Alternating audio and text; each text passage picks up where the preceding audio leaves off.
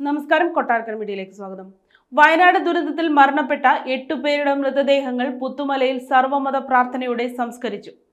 ഇതുവരെ തിരിച്ചറിഞ്ഞിട്ടില്ലാത്ത മൃതദേഹങ്ങളാണ് ഇവയെല്ലാം. ഹാരിസൺ മലയാളം പ്ലാന്റേഷനിൽ കണ്ടെത്തിയ 64 സെന്റ് സ്ഥലത്ത് ഇന്നലെ രാത്രി 10:20 സംസ്കാരം. ദുരന്തത്തിന്റെ പശ്ചാത്തലത്തിൽ സർക്കാർ പ്രത്യേകം തയ്യാറാക്കിയ മാർഗനിർദ്ദേശ പ്രകാരമാണ് സംസ്കാരം നടന്നത്. വിവിധ മതാചാര പ്രകാരമുള്ള പ്രാർത്ഥനകൾക്കും ചടങ്ങുകൾക്കും ശേഷമാണ് സംസ്കരിച്ചത്. ചൂരൽമല സെന്റ് സെബാസ്റ്റ്യൻ ചർച്ച് വികാരി ഫാദർ ജിബിൻ വട്ടക്കളത്തിൽ, മേപ്പാടി മാരിയമ്മൻ കോവിൽ കർമ്മി കുട്ടൻ, മേപ്പാടി ജുമാ മസ്ജിദ് ഖതീബ് മുസ്തഫൽ ഫൈസി തുടങ്ങിയവർ പ്രാർത്ഥനകൾക്ക് നേതൃത്വം നൽകി.